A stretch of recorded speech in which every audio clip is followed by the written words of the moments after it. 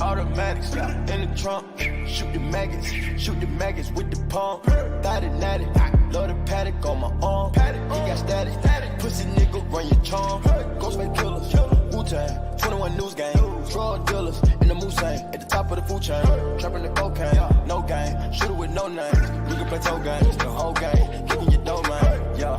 Put on the paddock, Poppy said it, I'm an addict. Break the mattress with a battery on the attic. Diamond glasses, need some glasses for the flashes, yeah.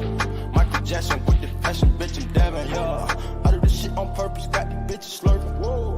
All your pockets on hurting, nigga, you could be my servant. Go to the line, young nigga, don't listen, I purchase. After I cut up the thought, I give her some money for service, yeah.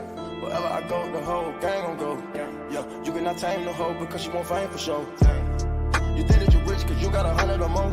I got an overload, look like I just sold my soul. I pull up before a leader, I got the stripes, Adidas. I got a farm, mama, see them, and I've been known to beat it. Niggas ain't going defeated, we get the guns immediate. No running the group is an idiot, these niggas is broken, it's pitiful. Automatics, in the trunk. Shoot the maggots with the pump. Thought it natty, love the paddock on my arm. He got static, pussy nigga run your charm. Ghostface killers, Wu-Tang, 21 News Gang. Drug dealers in the Mustang, at the top of the food chain. Trapping the cocaine, no game. Shooter with no name. We can play toe games, the whole game. Kicking your dough, man. Yeah, Kim Jong, yeah, big bomb.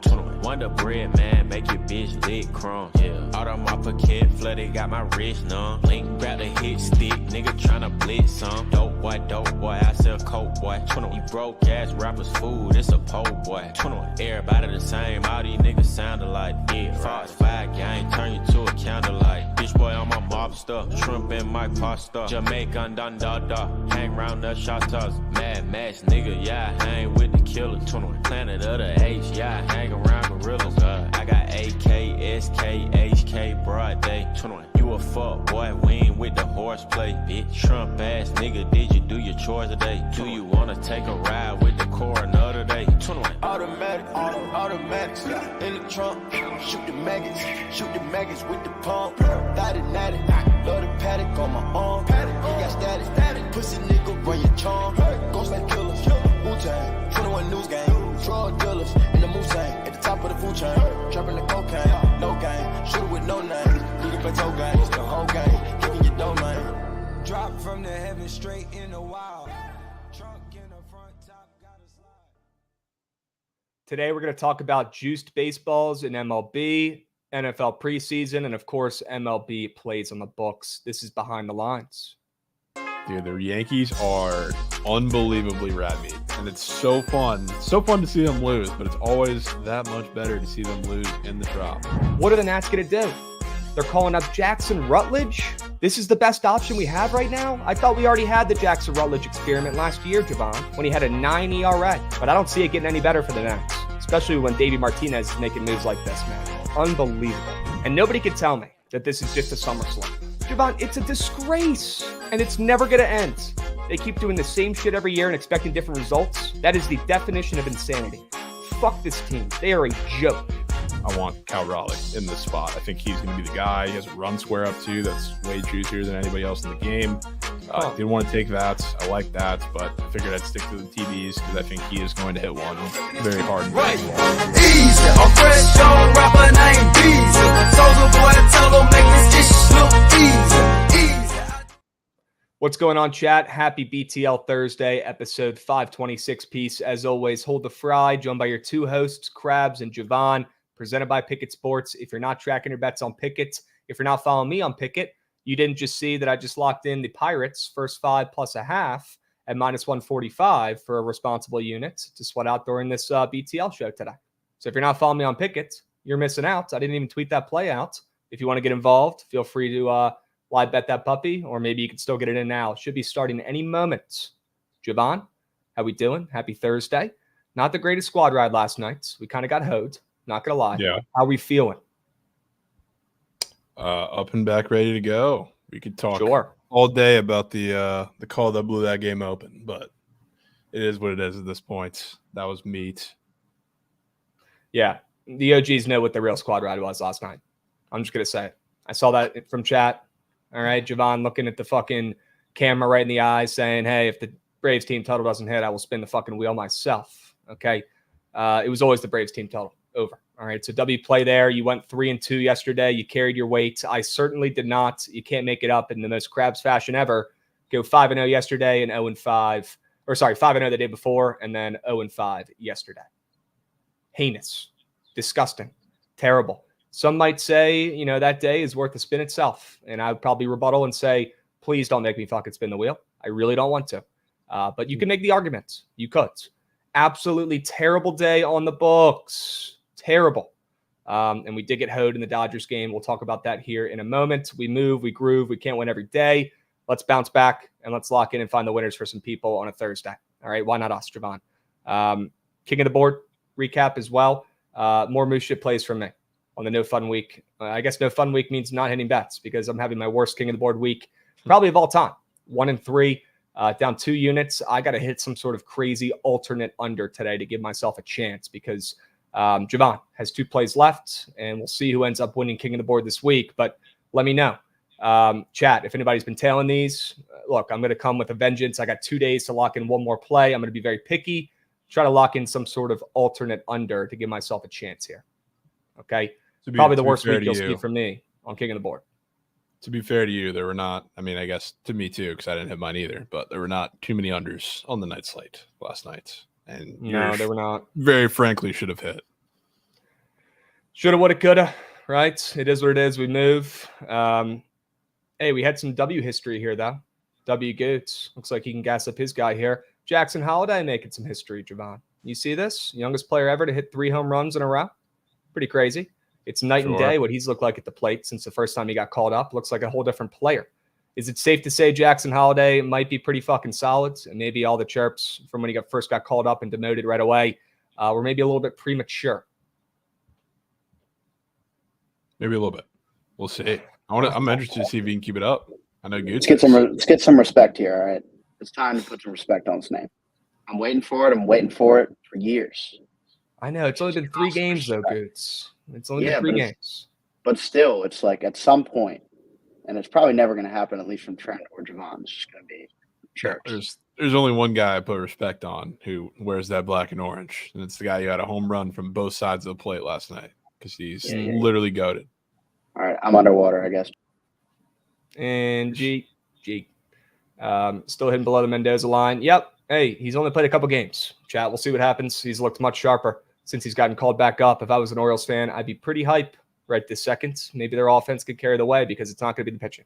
We know that. Let's hope the Nats can scrape together a couple runs here as well, Chad. I did tweet that play out and locked it in on my Pickett. Nats ML for the early day sweat. I have that locked. I also have the Pirates first 5 plus a half locked in as well. Definitely scared to fade the Padres, but you got to do what you got to do out here in these streets, Jovan. And I'm getting in, getting out quick with a first 5er. If the Padres want to come back in magical fashion like they do typically, they can do it. But let's hopefully they wait until past the 5th inning, right? Let's get in, get out. The PrizePicks board was looking at me like crazy with both the starting pitchers in that game. So, Chad, if you're looking for something to lock in right now, that game probably just started up. Keep me updated. All right? Jovan, we got a second for me to bitch about something? I feel like you might be interested in this one. All right, you might want to get involved. Just might be, Krabs. Goots, run that shit.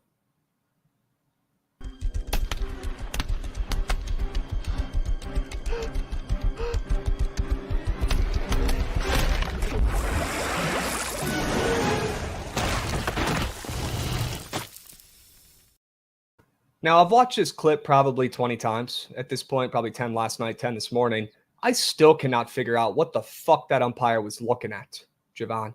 I mean, these guys just steal, all the attention away from the game, all the attention away from the players and the actual fucking aspect of the sport, and they make it about themselves with these moose shit calls. Talk about trying to do too much.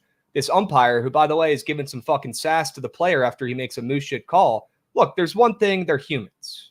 Okay, there's one thing, Jovan. If they're going to make a mistake, it is what it is. Fucking eat it. Don't be a dickhead right afterwards after you made the wrong call and fucked over the Dodgers in this game and chirp back and act like you made the right call and stand on your high ground. Buddy, you're blind as a bat. You should be qualified for AARP at this point. I don't even know why you're still an umpire in baseball. Don't you want to fucking retire and hang them up? Go to the beach or something. You're old. I don't get it. These umpires, Jovan, They just keep getting worse. And the fact that he made that terrible call and then continues to stand on business. Look, I know he's going to trip the manager back, and looks like he's much more calmer here in this end of the clip. But in the beginning, when he's getting in fucking Vargas's ear, are you kidding me? After he makes an atrocious call, what's he supposed to do? He had plenty of room to slide. That was a great fucking defensive play that this bozo on the left had to ruin. And he's saying, no, you don't come out here and argue with me. Give me a break, buddy. You just made a moose shit call. You're going to get chirped for it. That's what happens. You don't want to get chirped by the manager. You don't want to argue with him on the field. Don't make an atrocious call that cost them the game. Jovan, I cannot believe that call, man. What is wrong with these umpires? They've been doing it all this year, too. It wasn't just this game. There's been, I don't know, they had like some iteration of the rule they're trying to enforce this year with interference, which is why there's been so many more called this season. And I don't understand it, especially because, like, when you have the ball, you're allowed to put whatever you want in front of the base. And I guess the whole argument is he had his foot in front of his, but he had the ball. So, like, I really don't understand what the call was there. And then after, of course, you put runners on the corner with no outs, and the Phillies score quite a few. And it opens up the game, changes the game. So, yeah, that was rat shit. I mean, as soon as that play happened, it was toast. The game was over. You might as well lock in your Phillies ML bets if you could still get them at plus money, because the game was over at that point. All the momentum completely shifted, and the fucking Phillies had first and third, no outs, instead of man on first, 1 out, right? They could have gotten out of that shit still. Ridiculous call. Ruin the game, ruin the squad ride, ruin the night. This fucking umpire right here, this bozo. That guy.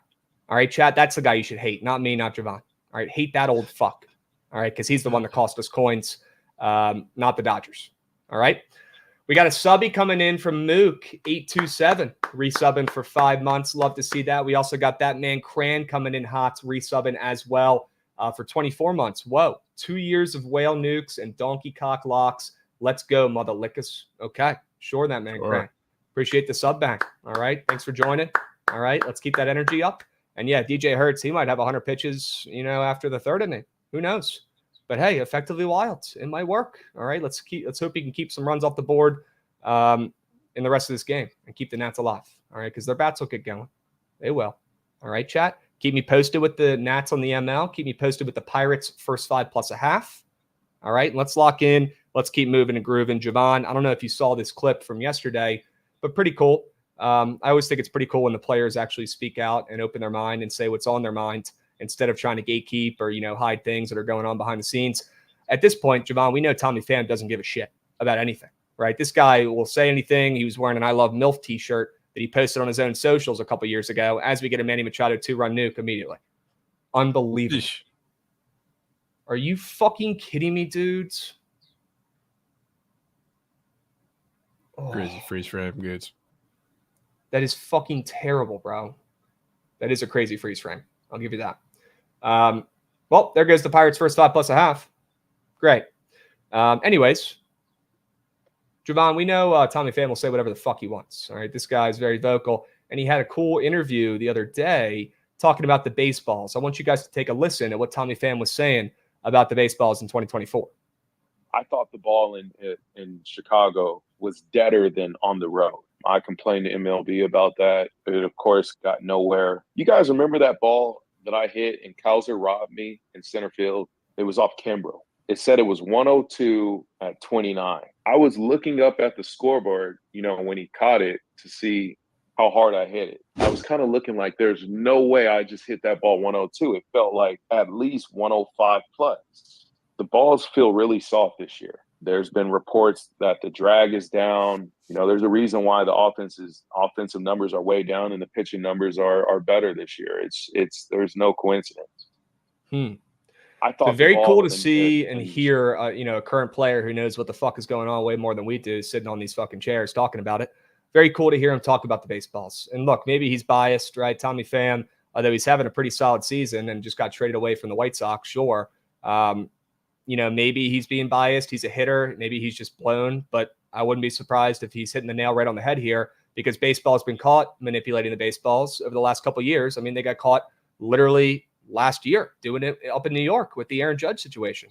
Look, they do this. They've been changing the baseballs for years. They own Rawlings. We know something's up. Jovan, why do they keep going back and forth between juiced baseballs, trying to get eyes on the game, trying to create runs, home runs, right? Excitement for the sports. And then this season, they go into the year, they must have a meeting pre-year, and they say, hey, we're going to fucking nerf the baseballs in 2024 and see what happens. What's the benefit? What is their goal? What is the game plan with this? And why do they keep changing the baseballs from being super juiced, being normal, being dead? The whole thing is bogus. Keep the baseballs the same.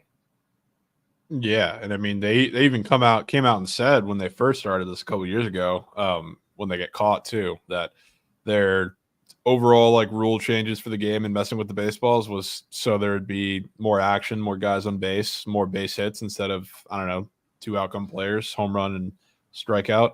But realistically, they're turning home runs into flyouts at the track and stuff like that. So it's never working. I don't know why they just won't go back to the normal baseballs, because it's more fun. It makes it equal for all the teams, because you can definitely tell there are some juice baseballs in certain games. And I guess the data would prove that too.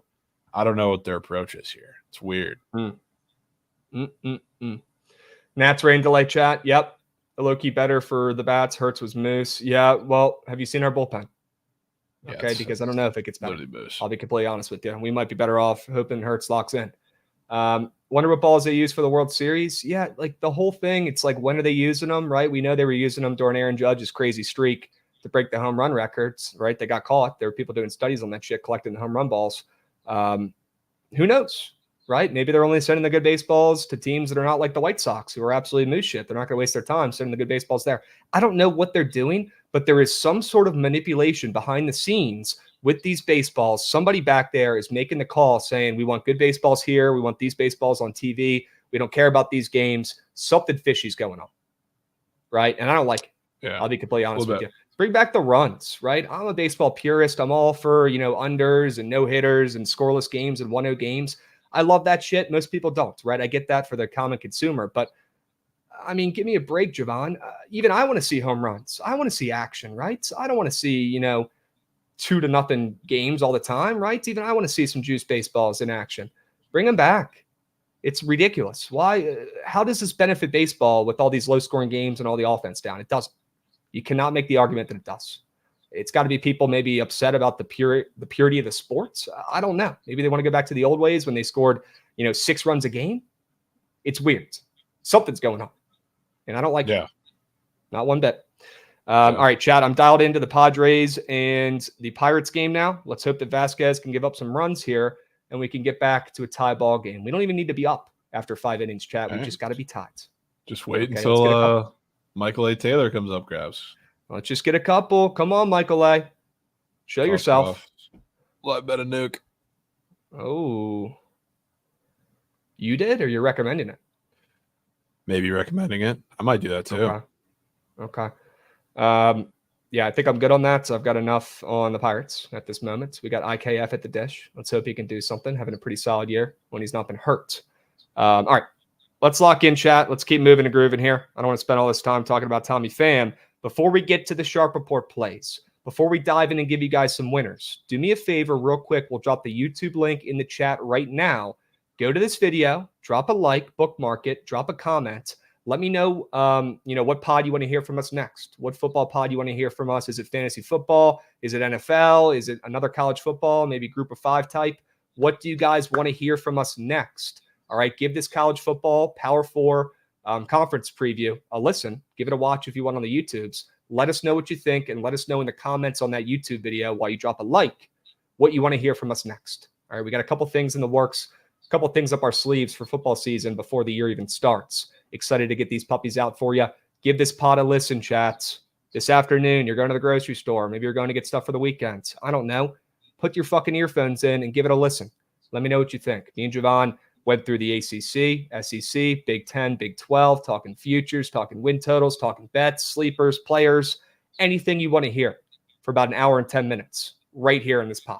All right, go check that puppy out, please, this afternoon and give it a like on YouTube's. All right, it helps more than you guys know. All right, Jovan, let's get to work. All right, let's give the people some winners for today. Let's lock in. I've already went over the first play on my Sharp Report. I told you guys right off the rip, it's the Pirates +0.5 first 5, and it might be a good thing that you guys didn't get this one in. All right, we'll see. Still got plenty of time, but these early games keep screwing me over. I don't know why I keep trying to get cute and get some action on during this BTL show, but I do, and I'm going back to the well, and I got a ticket in my pocket. We'll see how it plays out. Looks like we already got 2 outs. Fuck. Jovan, let's go to your first play since mine's already active and probably a loser. What do you like today? I'm going with runs in the Rays game. So, I mean, you're on Rays ML there, so we can talk about that in the game as a whole here. But I think there's runs. This whole series has been kind of weird in the sense to, like, I don't know. I've been saying a lot lately about the pitchers that there's a lot of, you can strike out a lot of guys, but also give up some damage. And that's been the story for the series because Fetty did that a little bit and Sonny Gray did the same thing too. But I think this is a little different with Kyle Gibson because he has more, I don't know, hard damage potential with the Rays bats and then a little less strikeout power. So, like, I think for the Rays bats, it sets up perfectly. I think this is the best matchup out of the 3. And I do think they score plenty of runs off of Kyle Gibson and whatever bullpen arms they pull out because they've been using their A guys the last 2 days, the Cardinals have. But on the other side, too, I don't know if Shane Baz is going to have a great matchup here either because he's been really struggling to find the strike zone lately and at least consistently. Like, he had the start against the Reds and then his last start as well. Like, he started off pretty shaky, then he started to settle down towards the end. But he's always had, like, the couple innings in any of his starts the last couple times out where he's been really tough against these patient teams, and the Cardinals are by far the most patient team he's faced out of the last couple bunch. So I think he's going to give up some damage as well. And when he's bad for a couple innings, whether it's getting base runners or allowing hard contact. So I think this is kind of disaster scenario. We've seen the last 2 days, like, they've had these couple innings, both these teams had, where they put up a couple runs, and then both games have landed on 7. I think today we get, like, the full offensive explosion. So I like runs. Okay. We get an offensive splooge fest out there in St. Louis between them and your Rays. I'm in. I could see that game soaring over. I'm hoping it's the Rays bats that get it done. I'm liking that they're catching a little bit of steam here with Baz on the bump against Gibson, who I think they absolutely destroyed today and salvaged the series. Coming off of 2 straight losses, the Rays are. Although, they lost the last 2 games to the Cardinals. Like I'm saying, salvaged the series.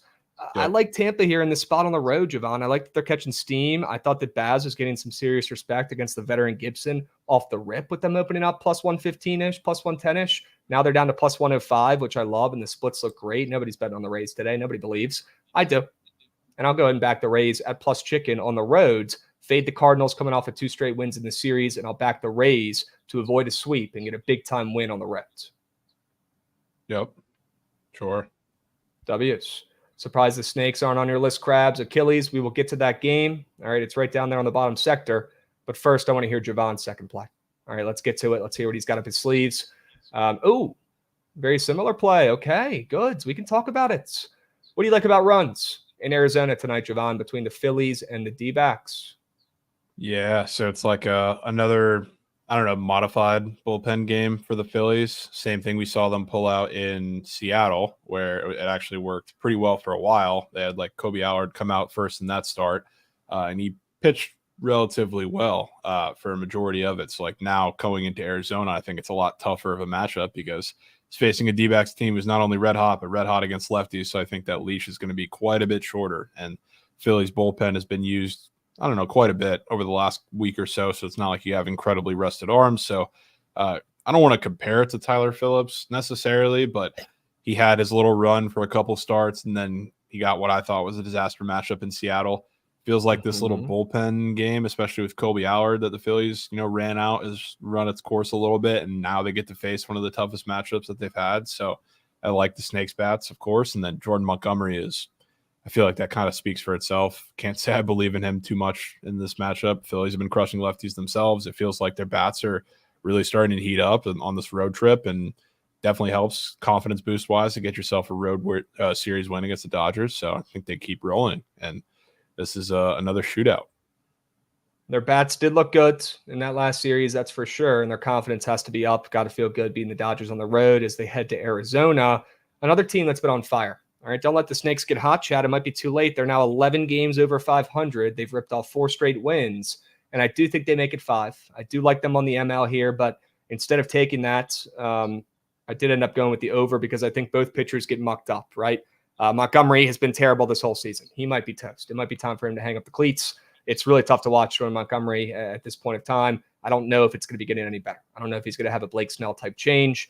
that saves the season at this rate. And with the way the Phillies looked in that last series against the Dodgers, my goodness, I could trust their bats for one more game on the roads. Typically like back in the Phillies bats at home, but right now, coming off of, I don't know, a couple of weeks of like a dead period a little bit where their offense really was not anything special. Starting to heat up a little bit after that last series. I trust their bats, and I like the Arizona bats against Allard, like you were saying. They got that Allard 2.5 run square up on the board. That looks like one of the freest less thans on the board based on his previous performances out there on the mounds. And I think they get to him early and often. You're seeing Arizona catch some steam, right? This game opened up a pick 'em. Now Arizona's up to -120. Depends on what book you look at. I think that's a good sign for runs for Arizona, and I think they get to Allard. It's going to be Arizona carrying the weight here, but the Phillies will do their part as well. Plenty of runs in Arizona tonight. Yep. All right. Is that a little NFL play you got on the bottom of your card, Jovan?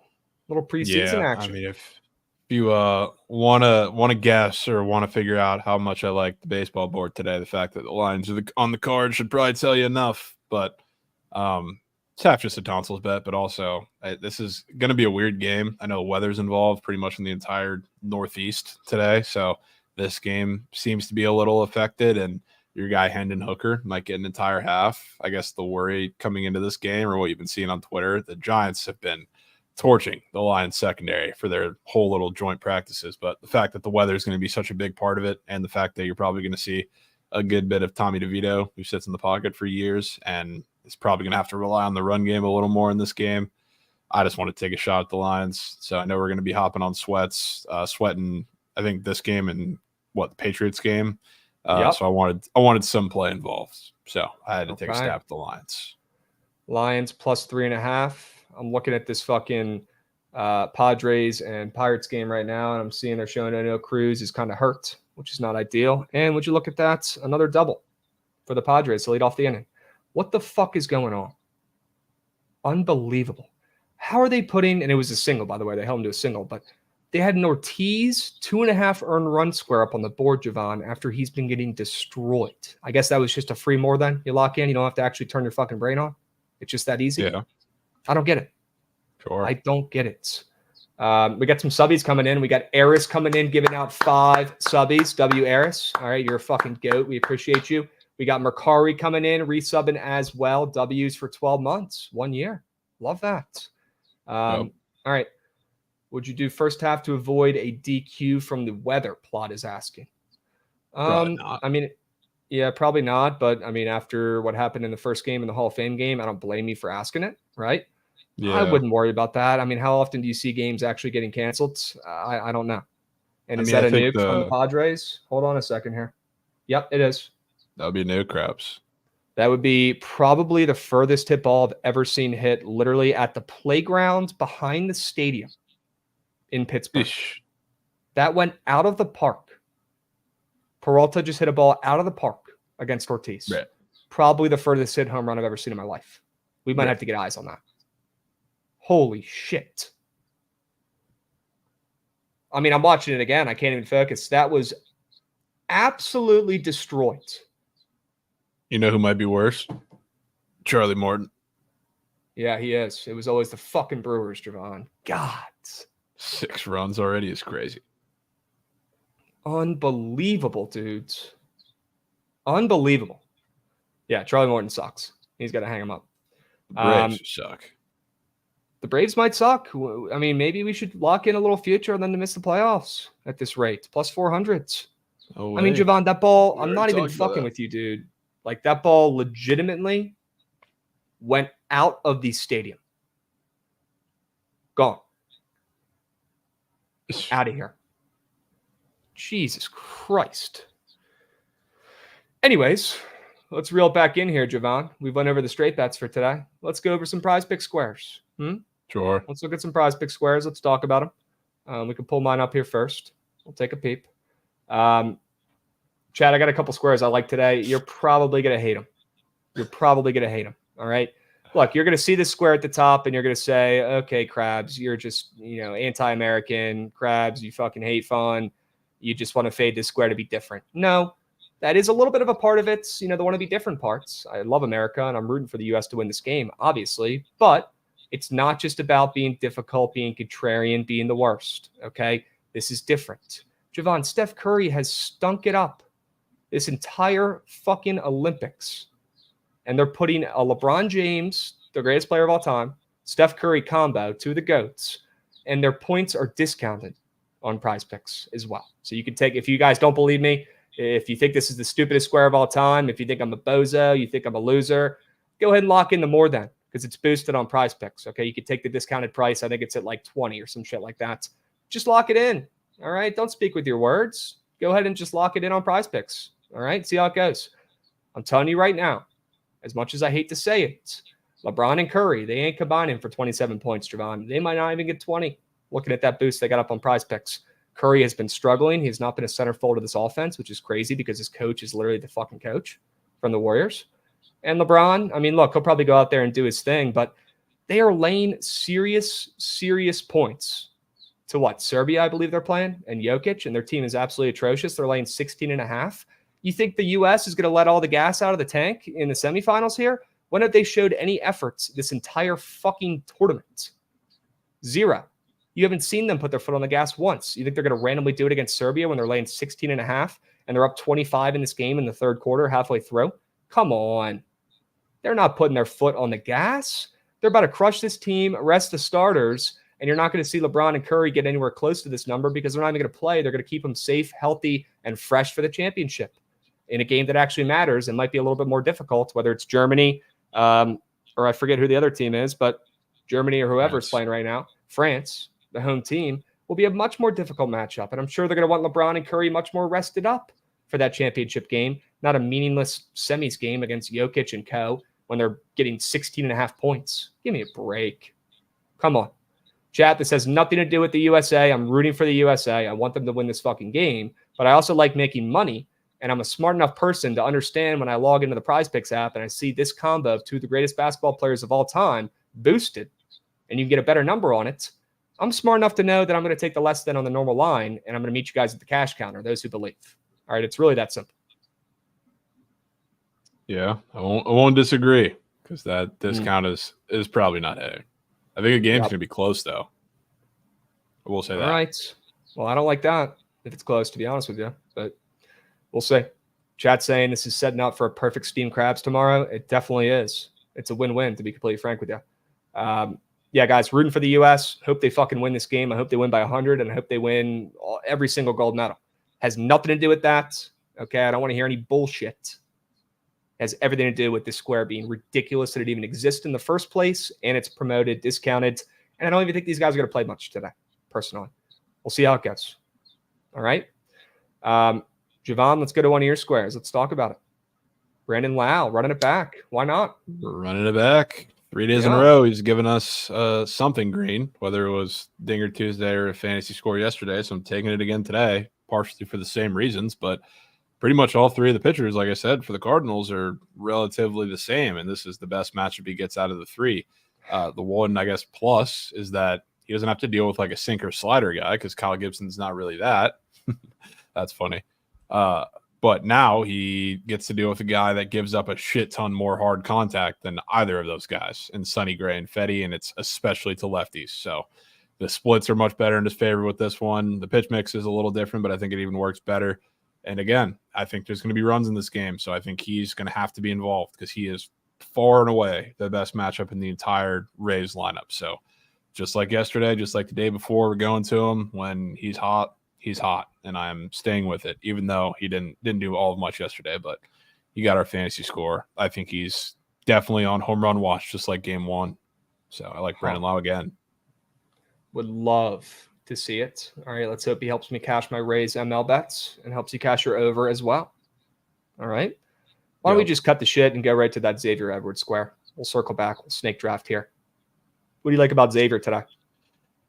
I have a really weird feeling about Hunter Green today against the Marlins. And I don't think he's going to be perfect. I feel like this is one of those Hunter Green starts where he has an inning or two where he gives up a couple base runners, which it could be from a walk. It could be from a couple of the guys. Like I was trying to decide between him and then there's a couple like half hit run RBI squares up, like Kyle Stowers, I think is up there. I'm not taking Ali Sanchez. Jake Berger is fucking Barry Bonds, 2 home runs yesterday, of course. But I mean, the guy who strikes out the least in the Marlins lineup and has just been, I guess, the best and the most consistent is Xavier Edwards. So like, I wanted to take him because I feel like he's the guy, biggest candidate to put balls in play against Hunter Green. The steal is obviously a big aspect of it and why he's gone over so many times as fantasy score. But I think the Marlins have some life today. I kind of think there's going to be some runs in this game too. But I really would have taken like a Hunter Green hits allowed. It's just a gob or a demon. Might throw that 4.5 demon into a slip, but I think the Marlins are kind of pesky today. You know, they were pesky yesterday. I wouldn't be surprised if they show up again today. You think they're worth a look on the ML there? Maybe Hunter Green should be opening up minus 200 against that Musha team and Tyler, right? I definitely think it's a little low. I'm not going to lie. Yeah. I know all of the lines have been really low for this series, and then yesterday was the first time we got involved and it actually went the Marlins' way. But I don't know. I don't like Kyle Tyler either. So like I think he's going to get turked by the Reds. So I don't have that much confidence. But I tell you, I don't have much confidence that Hunter Green's going to have like one of those super dominant starts like we've seen. Because I don't know if you've noticed, but anytime like these pitchers that are on a really good streak, especially when they're like high strikeout guys, from righties especially, go to face the Marlins, it's where the streak usually ends. It's been happening for the last couple of weeks. I mean, the one that I know for a fact off the top of my head was the last one.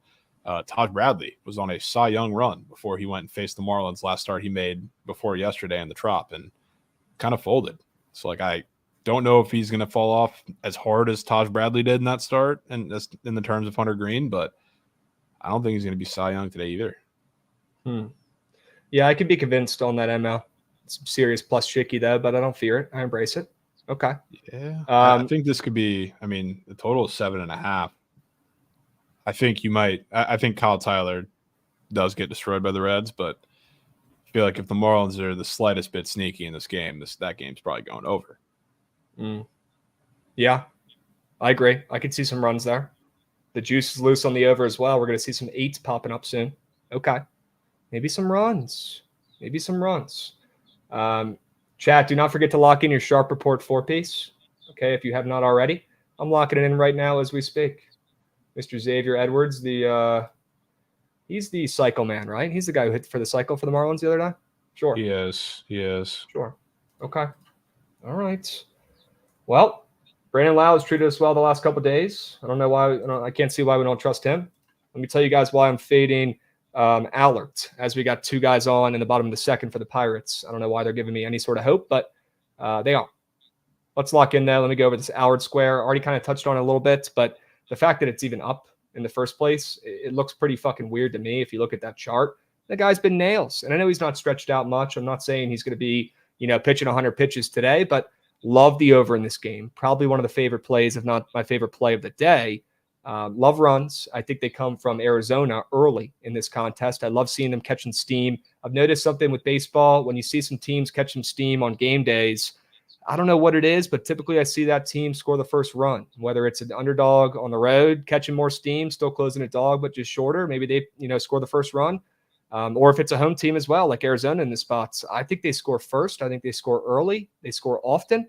And I like this weird Colby Allard square when he's been pitching great of late. I'm going to be fading him and taking his more than 2.5 earned runs for the late nights. All right. Yeah. We're on the same, in the same headspace for those or for that game in general. So I like that square.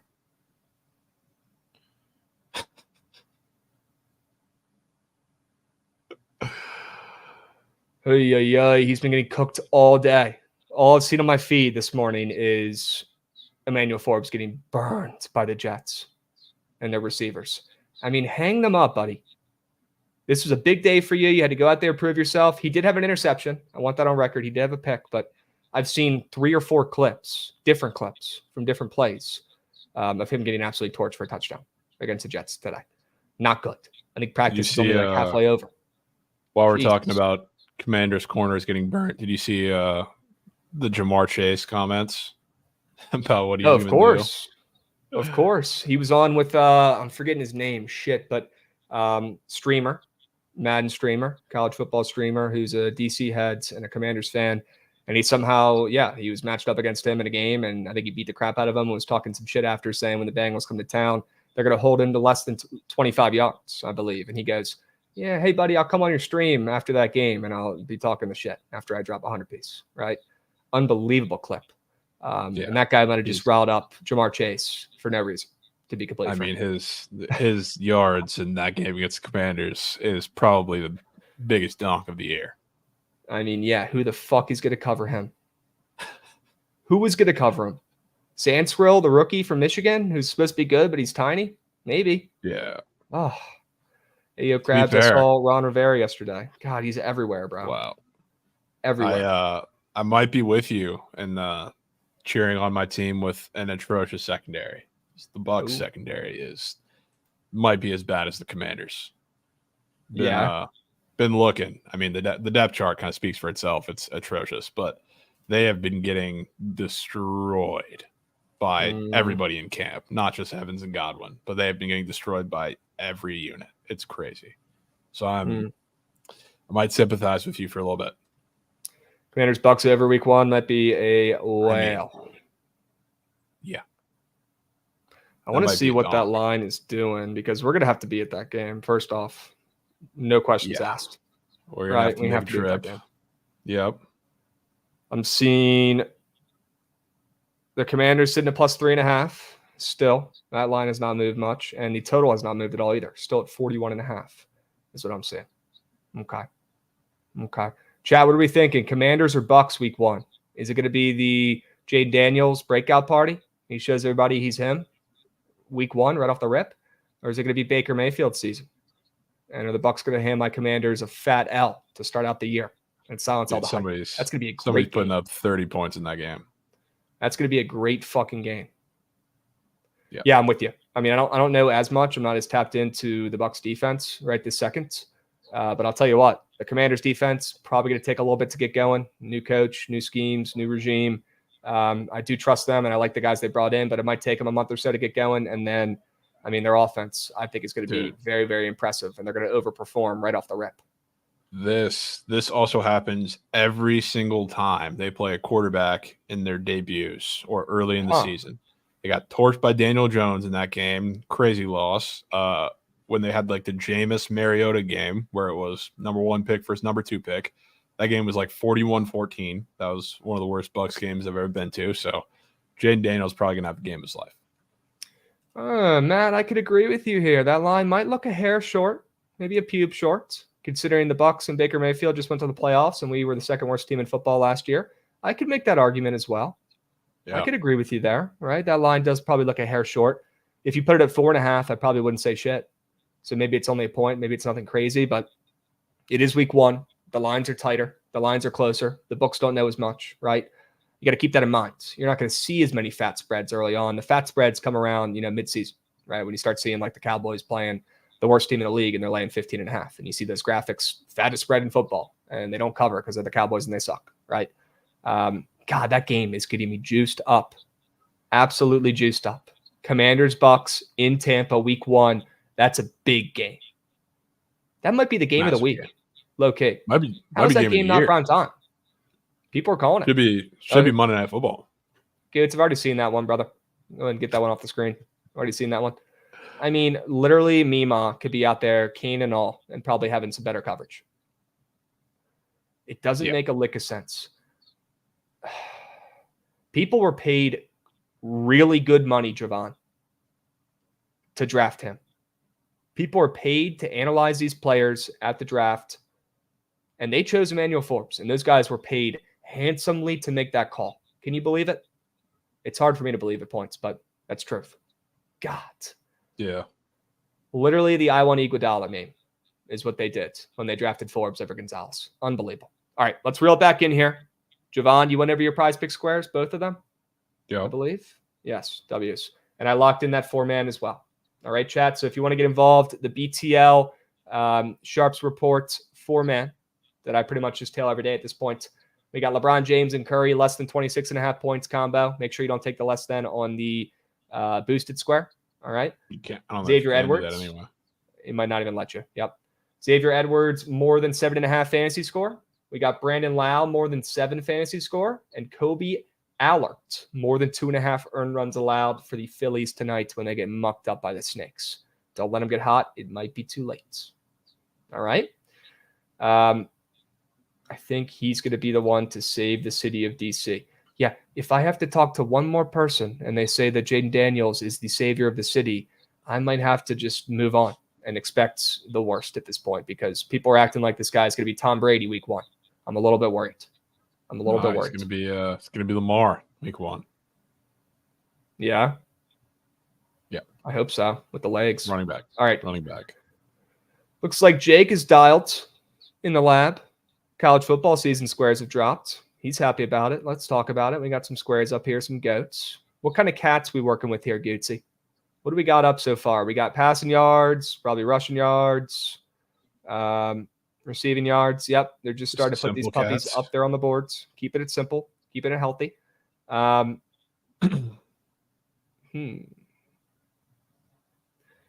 of these guys sticking out to you, Jovan? Shador, sure. Yeah, Shador. Shador honestly might get more than because the whole team revolves around him and they're going to be losing a lot. So they might need to be coming back and passing. They're going to be playing from behind quite a bit, we think. And it's also, not that the Pac-12 to the Big 12 is that much of an adjustment for defenses, but it's not like it's getting any better necessarily or that much better. So don't even hate that. Obviously the one that stands out to me is right where my tonsils lie with Jaden Ott, the GOAT. Most underrated running back in college football is at 900.5. Sure. Yeah, I'll take that. I'll take that, Krabs.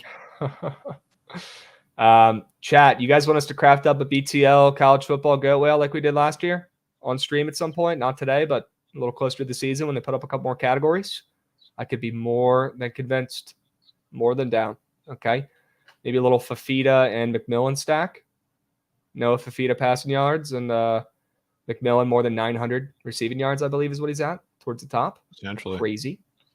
Running backs. I don't really know if I have any opinions on some of these gents.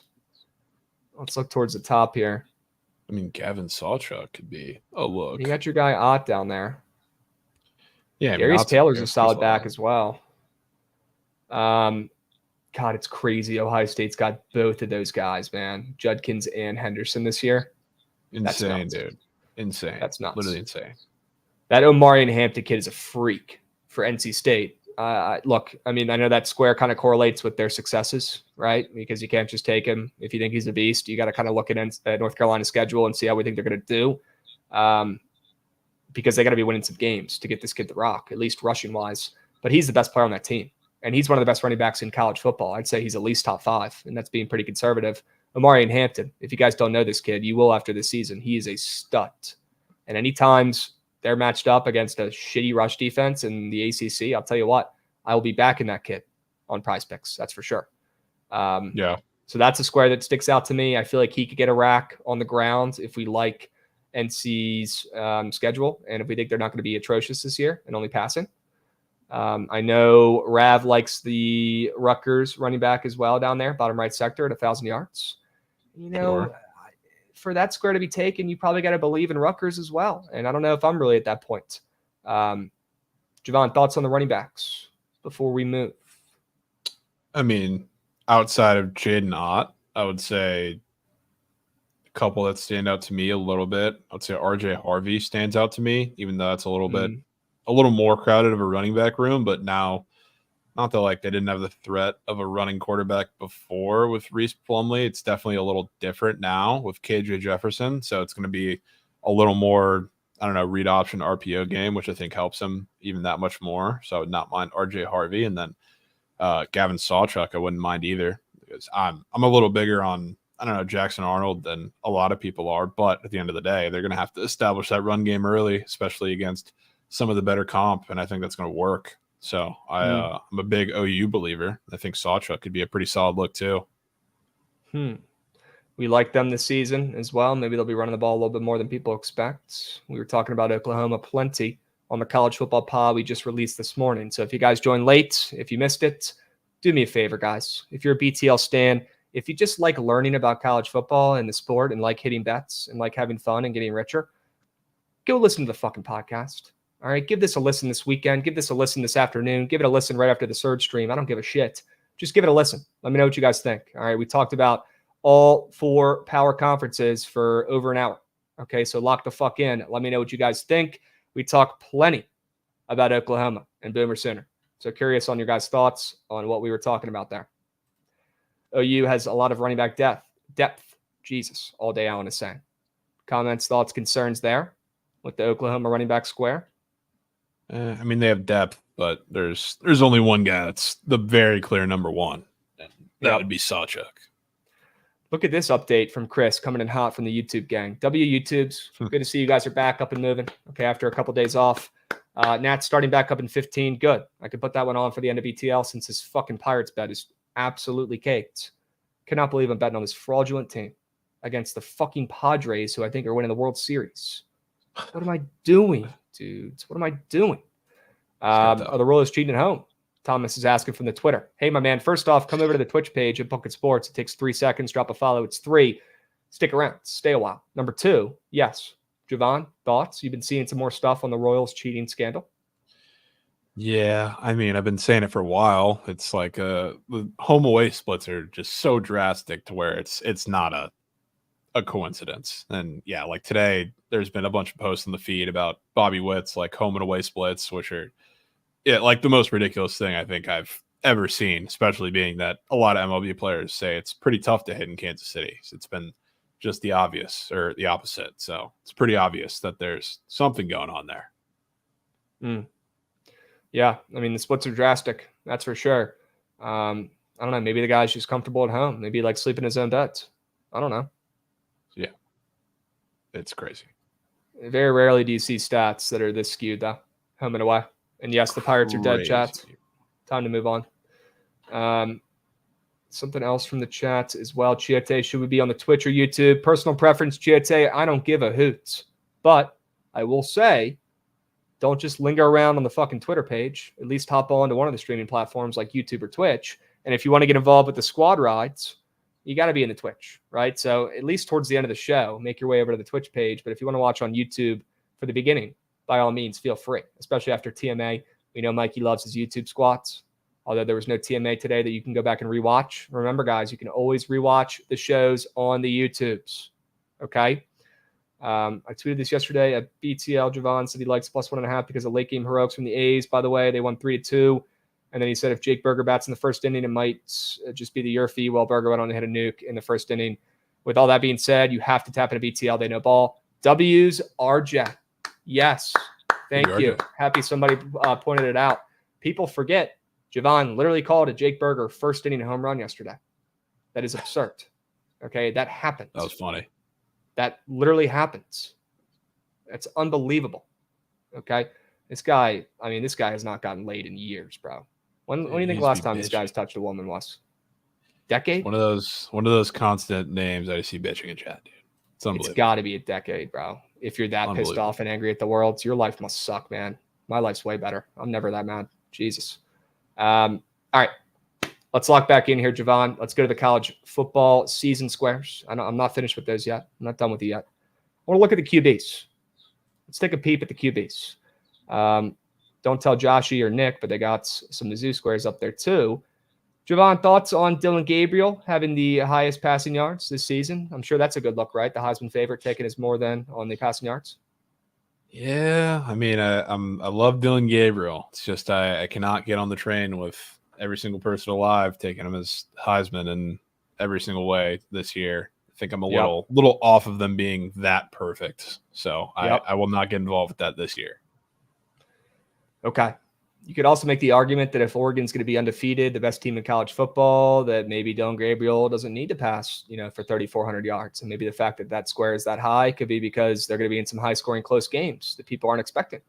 Those are two sides of the coin, right? There is. I think it's a little bit weird that he's the highest one on the board, personally, because I think if he did his job and if Oregon was going undefeated and he was going to win the Heisman, that he wouldn't need to throw this many yards. But maybe there's some stat padding. Maybe there's just some high-scoring games on the agenda for Oregon this season. I don't know. It's just how they play.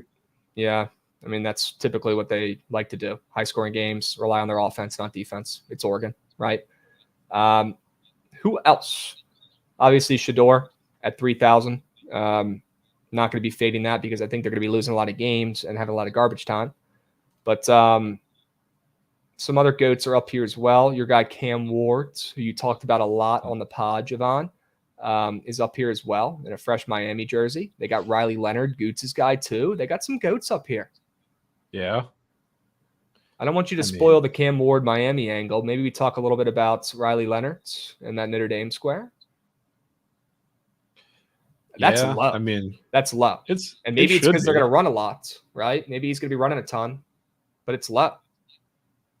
Yeah, I mean, it should be low because, I mean, we saw, I don't know, Sam Hartman was a benefit of the Wake Forest system, sure, but I mean, he came over and he wasn't great, and he was a better just straight up passer than Riley Leonard is, I would argue. So, like Riley Leonard, I think the Notre Dame offense is going to be a lot of him using his legs, a lot of Jeremiah Love, just ground and pound. So, like, I wouldn't hate fading that.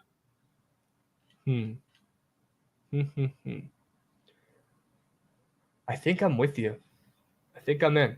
Where do you guys talk about Miami on the pods? That would be under the ACC section, my man, which I think we did first, right?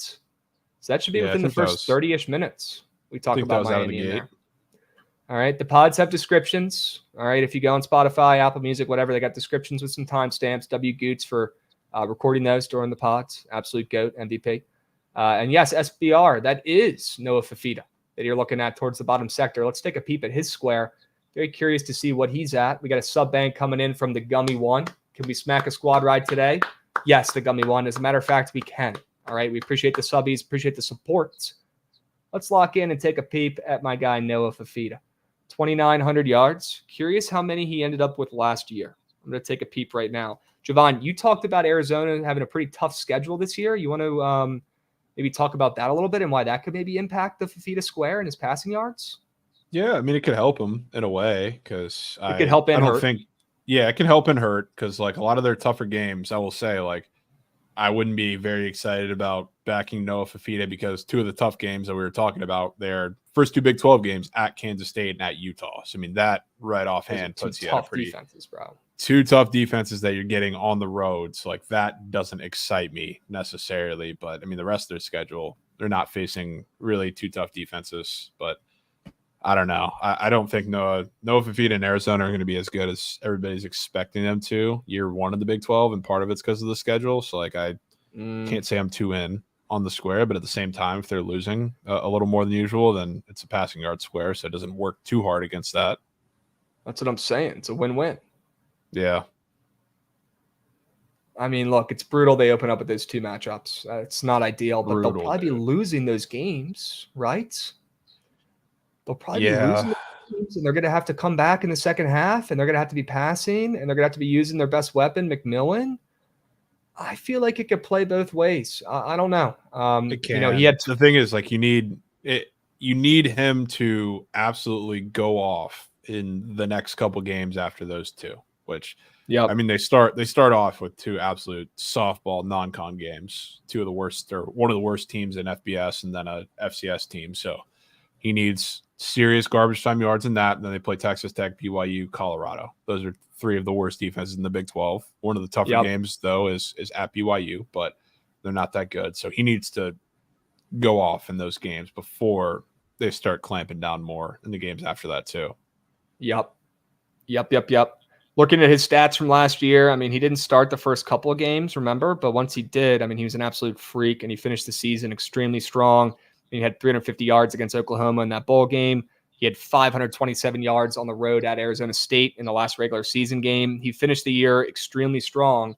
And last season, Jovan, he had over 2,800 yards and missed he didn't even start the first three games of the year, right? And he still got 2,800 yards. He's at 2,900 this year. He's got obviously going to be starting the entire season unless he gets hurt. Tougher schedule, tougher conference. So I get that, why it's not going to be at 3,400 or whatever. I understand the competition is going to be worse, but personally, I try to think of both sides of the coin. And if they're going to be losing games, playing a tough schedule, if they got two tough matchups at the beginning of the year against really good defenses, that doesn't necessarily mean bad things for his passing yards. It would mean bad things for his passing touchdowns. It'd mean bad things for a fantasy score that day. But it doesn't mean bad things necessarily for the passing yards, because when a team is losing, how do they come back? And it's not going to be by handing the fucking ball off at Arizona. It's going to be by Fafita taking absolute shots because he's the guy, right? He's been told he's the guy the entire offseason. They paid him a bunch of money in NIL along with McMillan to keep him there because they were both about to leave. And they said, hold on a second here. I know we're Arizona. Our team has not been great recently, but we're going to come up with the funds. They paid him. They stayed. This kid thinks he's him. He's going to be airing it out plenty. I think even the fact that their schedule is tougher might make me like this square even more, to be completely honest with you. And chat, let's talk about the football aspect. I mean, this Fafita kid, so impressive. He's elusive. He can scramble. He's got an absolute cannon. He's accurate. I mean, he looks like one of those, handful of guys every couple of years in college football that you watch him play and you're like, this kid is just an absolute college football star. I don't know how it's going to translate to the NFL. He's tiny, right? He doesn't have the strongest arm ever, but the kid just makes plays, right? He's a winner. He makes things happen. I love this Fafita kid, and I would not mind stacking him with McMillan, his stud receiver, who's coming back as well. Yeah, I don't hate the angle. I'm just saying if you really like Fafita and like that square, you better hope they go into one of those road games and look really good. That's my thing. Yeah. If there's a guy with a little tougher of a schedule that I think I'd be willing to back just looking at these squares, it is 100% Connor Weigman. That's my guy for talking that, which also has a significantly lower line for good reason. Somebody tell Chiota. Yeah, Chiota gonna be bricked up, but yeah, I don't know. Like they have a tougher schedule because they're in the SEC. They face some tough defenses, adding like Notre Dame into the mix there. Like they play Notre Dame, they go to the Swamp. Like they're playing LSU, Missouri, not tougher defenses, but better teams. But I don't know. He just has like such a pocket presence that I feel like a lot of those teams, especially in the SEC, like he's going to play a lot of blitz happy defenses. So he's going to torch them when that happens. Then teams are going to have to find out. Can't blitz the kid because as long as he stays healthy, he is going to be damn good. So I would not mind taking that square. Now, how much does that kid use his legs? I don't remember much from last year. Didn't he miss most of the season with an injury? I believe. Yeah, he got hurt. I think, was it in the Miami game? I think he got hurt early on. A little bit. Yeah. I mean, he's decently mobile. He's not it's not Jade Daniels, but he can use him when he needs to. The thing is, like, he's so good under pressure and like navigating the pocket that like it's not like he has a quick trigger to go out of the pocket. All right. You don't think they're gonna be drawing plays for him to run? Is what I'm asking. I would doubt that. Yeah. Okay. Thoughts on some other GOATs? Guys like Cam Rising, guys like Cade Klubnik, guys like Graham Ertz, DJ, right, on his new team down there in Florida State, Van Dyke on his new team at Wisconsin. What are your thoughts on some of these guys towards the bottom here? They got some big name guys still on some new schools as well, right? What are your thoughts on these gents? Yeah, I mean, you definitely can't catch me taking Cam Rising. I'll tell you that much for pretty obvious reasons. We have not seen that dude be healthy in a long time, and if he is, so be it. I ain't putting money on it. I mean, I feel like we've talked about this maybe off the pod too, but I mean, we're pretty in on Clemson, so I wouldn't hate the Klubnik angle. Definitely don't want to get invested in Graham Mertz. I would not hate fading Hudson Card. Not a GOAT, but he's down there for Purdue. I think that team is going to absolutely stink this year. I think they're going to be horrendous. So, I mean, we did talk about that a little bit on the pod too, but that's one of the ones where I don't think them being as bad as they may be will really give him that big a boost to the passing yards because their whole offense is barren. They lost all their best wide receivers in the portal. Like one of them, like Deion Burks, I know is at Oklahoma. I forgot where TJ Sheffield went. The O-line is fucking terrible. They have no real established run game. I know they have, I forget what the transfer is coming in, but I think he's going to suck. He sucked at Texas. He sucked there a year ago, and he's going to suck again this year. Agreed. They do suck. Chat, you got to watch the end of that pod, like the last couple minutes. I asked Jovan a question at the end that wasn't on the outline, and he delivered with a crazy answer. Not going to spoil. Has to do with a quarterback that you would not expect to be brought up on that pod. All right? Go check it out. It's probably in the last 3 minutes of the pod. Maybe 2. Yeah, probably. You're not going to believe what the fuck Jovan pulled out of his ass and told me is going to happen this year in college football. You're not going to believe it. You're not going to believe it. All right? So go listen to that podcast. We'll drop the link once again in the chat one more time for you. And I'm seeing baseball about to be played in D.C. in the beautiful Nats. Wow. All right, we're back. Wow. DJ Urs is back on the bump as well. That's massive. DJ, lock the fuck in, buddy. Lock in. His arm's going to fall off his body after that 30-minute delay, but let's see what he's got in the tank. Maybe that reset is a good thing. right? He went in a little sporadic early on. Maybe he settles down a little bit after waiting around, or he might even get worse. We're about to find out. I'm looking at the 3 balls he's thrown in this at-bat, Krabs. Well, those were from before the rain delay. I know. I'm saying if there's anything the slightest bit closer to the strike zone, then yes, that would be an improvement. That would help. It does help to throw strikes, right? And he's probably going to start this guy off. He threw a ball right down the cock vein. If you measured how far away that ball was from the different corners of the strike zone, you'd have the same number every angle, every place. That was groove. Shit. That was a Cheez-It groove, literally. And he did not do anything with it, Chapman. Cannot believe it. All right, good starts. Could that potentially be a pop-out? Get your ass over there, Alex Call. Fucking jogging around. These guys, man, they think they own the place. Alex Call, you don't own shit yet. You need to be sprinting to every ball. Receivers. You fading Travis Hunter, Krabs? Let's go take a look at the receivers. All right, enough with these QBs. Get them out of here. Although I would like your thoughts on DJ and Tyler Van Dyke in a Spark Notes form, if you could drop those real quick.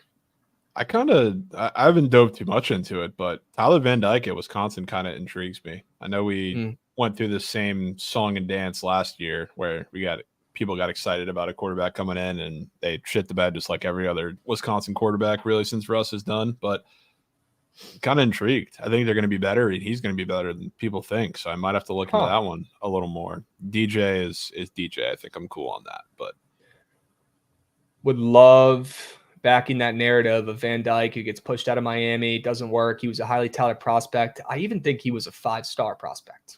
And somebody in chat, correct me if I'm wrong, at least a 4-star. He was highly touted when he committed to Miami. Didn't work out on the move.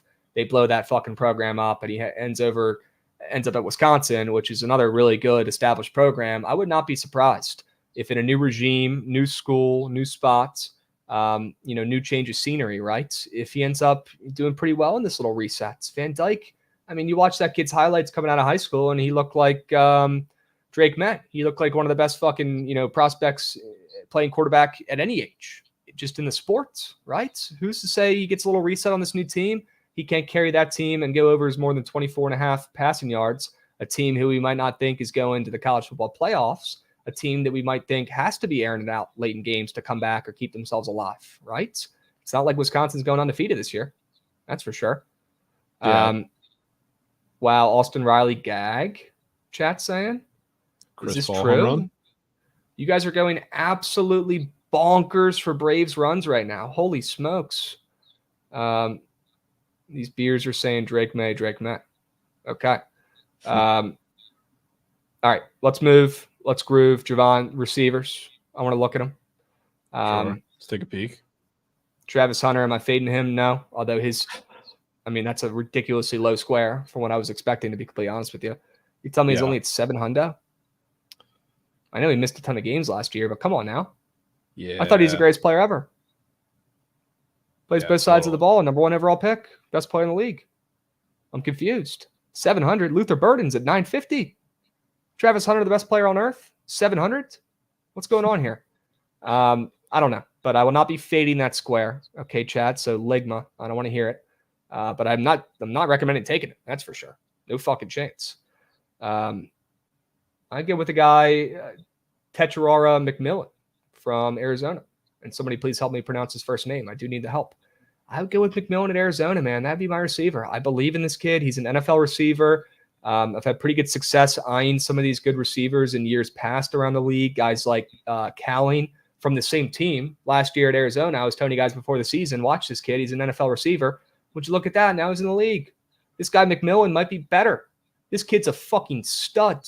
Top 5 receiver in college football. You will know the name if you don't already. Okay. Look out for McMillan this year. I think he gets 1,000 yards. Yeah. I won't give you any fight on that. What about Eugene Wilson? Florida's tough because Florida, their schedule is ridiculous. I want to buy into them as going to be a little better than a lot of people think. Even with that schedule, it's just tough because I feel like the games where Florida bottoms out are going to be really, really bad. So, I don't know if I can get involved with them. Krabs, man. He's bad. Some DJ Ers meat to get the day started. I didn't know I ordered a DJ Ers meat Sammy. God damn it. Krabs, James kind of intrigues me on this board. Who? Go down a little further, Goots, in his little get back year from his injury, Oronde Gadsden from Syracuse. Dude, they're pulling DJ Ers out of this game. I mean, yeah, he probably shouldn't have came back in, Krabs. What the fuck are they doing? Putting him back out there. Even then, I was literally cheering that they did. What are they doing? It didn't work. Sure. All right, tell me about the square. Yeah, I mean, I don't like Kyle McCord. I don't want to say that, but he did. One of the guys that I guess was a little more reliable than everybody else, not named Marvin Harrison Jr. for Ohio State, was Cade Stover, who came on last year and established a really good rapport with Kyle McCord, and he loves his tight end. So Gadsden's coming back from an injury. He's definitely probably the most athletic tight end that Kyle McCord's ever had to throw to. So I feel like they're going to get a pretty good relationship there, especially off the play action with LaQuinn Allen in the backfield. So it's a low line, and he's coming off an injury, but I feel like he, in that offense, might be the go-to guy. You know, I love that angle. And we know McCord likes his tight ends. Okay. If he's healthy, that could be a full go. I'm in. Yeah. RJ Maryland, SBR bets. Might have to take him just because of the name. Maryland. We're going to craft a goat whale. Not today, though. The squares literally just went up. We got to do some research, some reconnaissance. He's the best overall tight end in college football 25, I think, too. Really? Sure. Flash the sharp report. I remember Cade Stover having a couple bagel games. Jovan, do me a favor. Remind me where people can see the sharp report when we're not doing the segment. Do me a favor. Might be scrolling across the bottom of the screen. There it is. There it goes. See ya. The sharp report on the bottom of the screen the entire time. You can see all the plays. All right. Going over the rest of the MLB board. Yep, we're going to try. All right. We're certainly going to try. Any other wide receivers? Any other tight ends, Jovan, that you're looking at? I'm looking at this Kevin Conception kid. You hip to this dude? Maybe He's the best good. receiver in college football. Yep. He is like that. And you're going to see this year because I don't want to spoil the fucking podcast. God damn it. But NC State is going to be pretty good this year. I don't want to give all the good Phil's nugs here, but they're going to be solid this season. They have a stud QB coming in. All right. If you're not hip to Grayson McCall, you certainly will be after watching him in the ACC this season. He's going to fucking ball out after a down year. And he's got a absolute dog of a receiver in Conception. If you're just going based off of talent alone, looking at all these receivers, I don't know how you look at them and don't just pick Conception, who is probably, in my opinion, the best receiver in college football, at least top 5. Definitely the best in the ACC. That I know. That I can confirm. But man, Conception only at 700s. I feel like maybe not a bad line, and that's a lot to ask for in college football. That's like asking for over 1,000 in the NFL. I'd say is probably a pretty fair comp. But he is more than capable of doing that. NC State is going to be in a lot of high-scoring games this year. I think they're going to be putting up some serious points with their new QB, and I'm buying in on that team this season. I would not be surprised if Conception ends up leading the ACC in receiving yards. Yeah, he's damn good. He is good. Chat, watch some highlights of that kid if you haven't seen him yet. He is really fucking good. I like going through these squares because we can put some of these guys on chat's radar as well, because they'll be watching a game, Jovan, week 1, week 2, week 3, and they're going to hear the guy's name called that we just called an absolute stud, and they're going to say, oh, there he is. There's that guy that Krabs is saying is going to be the best receiver in the ACC. There's Conception, right? Any other receivers, Jovan, that are looking at you funny? And Goots, do we have any other ones towards the top that we can take a peep at, or the middle potentially here? Couple of those guys right there. I don't know jack shit about some of those dudes in the middle. I'll be completely frank with you. And Levette's kind of solid. Levette's solid. I really don't want to go through the trouble of picking an Oregon wide receiver. Same goes for Ole Miss. They got a couple guys in the tight end up there. A couple Florida receivers up there. One of them is probably going to have a ridiculous game, maybe week 1 when they beat Miami. Yeah. But other than that, it's pretty tough to believe. Okay. So, yeah, not too much else screaming for me for the receiver board. All right. Well, why don't we go ahead and pivot then and talk about some MLB plays for the peeps. All right. They want it. They're starving for it. They said, hey, we appreciate you going over some college football squares and angles and talking NFL preseason, but cut the shit, lock the fuck in. We need MLB whales for today. That's what I'm hearing in chat. All right, so let's lock in. Let's give it to the peeps. Jovan, Rockies and Mets. Thoughts on Peterson versus Gomber? We've seen a couple unders in this series already. And if this under wasn't dropping, if the total wasn't dropping from 11 to 10, I probably would be on this over. But with that movement, for that reason, I'm out. Yeah, it's just like a really weird series because, like, on paper, the Mets should destroy pretty much every pitcher they face, including Gomber because he's a lefty. They've been striking out a little more. It's like I don't really know what to do with the Mets in this series, and I think I definitely made the right move staying away from the first couple games, and I'm probably going to do the same today. So I could not tell you. I think it might be the Rockies. I was debating putting King Michael Toglio as one of the squares in the Sharp Report. Probably will take him, but other than that, can't say I'm too excited about this game. Could it be the Rockies on the ML? Maybe a little sprinkle Could plus be. check. Could be. All right. Yeah, I mean, look, that total drop in scares me a little bit, or else I'd be on that over. I'd still probably say that's my lean, is the over in this game, but I would definitely on a side lean with the Rockies there as well. No chance I'm taking the Mets in this spot, but if I fade the Mets, they will probably win by 10 because when I fade the teams I place futures on, they embarrass me and they make me look like a fool. Okay. Let's keep moving here. Reds and Marlins. Jovan, we talked about this game a little bit. I think the consensus was the Marlins might be a look today at plus 150 on the ML against Hunter Green. You think he might get mucked up a little bit? Might. I don't have confidence in Kyle Tyler, like I said, either, but now we're seeing that total go from 7.5 to 8 Krabs. Yeah, it's on the move. I think that that line, again, all the lines have been pretty low in this series for the Reds, but Hunter Green is usually the guy that gets a lot more respect than everybody else. So I think the Marlins are going to at least show a pulse today. I kind of like that over. I think this could be maybe a game where you see a Hunter Green Turk or two early, and then the Reds probably just pound Kyle Tyler. Pause. Yeah. You think I was letting you go from that one? Come on. Sure. Dudes. Yeah, maybe it is just that over. Instead of getting super, super cute with the plus 150, which is a big ask. Kind of feels like when I got cute yesterday and took the White Sox on the ML. They hung around. They lost by 1 late. They fired their manager. Sure. Maybe it's just the over in this game. All right. Fair. What about the Yankees and Tyler Anderson facing off? I mean, I hate these fucking teams. I hate Tyler Anderson. I hate Nestor Cortez. These guys steal my coins left and right. I thought about taking the Nestor Cortez less than walks allowed square. Not falling for it again. That might as well be the Severino square. That's also cake. I'm good. Jovan, thoughts on Angels Yankees? I mean, Nestor at home is Nestor at home, where he's a lot better. The Yankees, or not the Yankees, the Angels are dog meat against lefties as of right now. So I can't say I really have all that much interest in fading him. And Tyler Anderson is Tyler Anderson no matter what. So probably could not be further off a game in the entire slate than that game. Chat, no surge today. Unfortunately, Trent woke up a little sick, so no surge today. All right. Maybe we can run a little bit late here and talk a little bit more about the preseason then. Okay. I don't want to hear any sauce. I don't want to hear any GGs. All right. Give the guy a fucking break. All right. He's fucking sick. He woke up feeling like rat meat. All right. Give him a fucking break. All right. He'll be back tomorrow. He'll be back next week. All right. It's okay. As long as we have Trent healthy for football, that's what we need him for. Okay.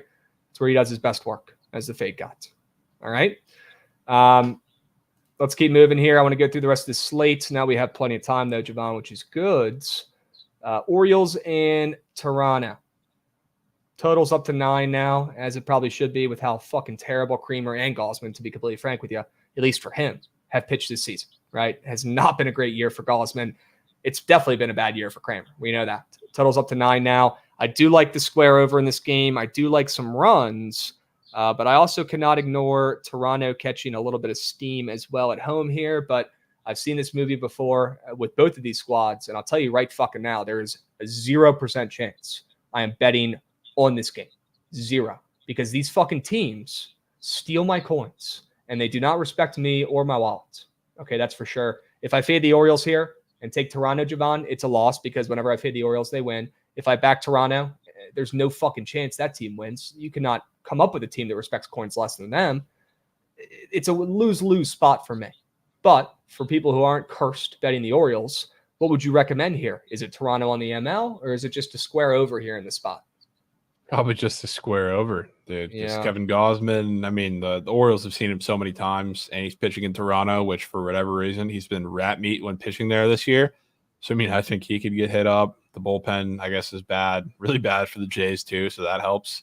Not that the Orioles have been that much better, but Kramer's also on the bump, where the Jays have seen him plenty, and he is meat against lefties. They don't have too many of those, but a lot of the righties have seen him really, really well. So, I mean, I'm probably going to play this over. It was like first play off of the card, and I definitely want to find some squares in that game. All right, well, I'll be rooting you on, okay, for the sidelines, far away. You know what I do see that I feel like you could get involved in? I am shocked that this Rays total is now moving up to 8.5. That is insane. Is Baz coming off a fucking no-hitter or something? Why are you splurging? Oh, a 7.5 to 8.5 in a Rays game, especially where they haven't done shit really the first two games. That does not grow on trees. Sure. He is coming off a pretty damn good start as well against Houston. He's been pretty fucking good this entire season, to be completely frank with you. I'm just going to say it. Yeah, I think he's actually a pretty good pitcher. So, the fact that this total's moving up is definitely weird.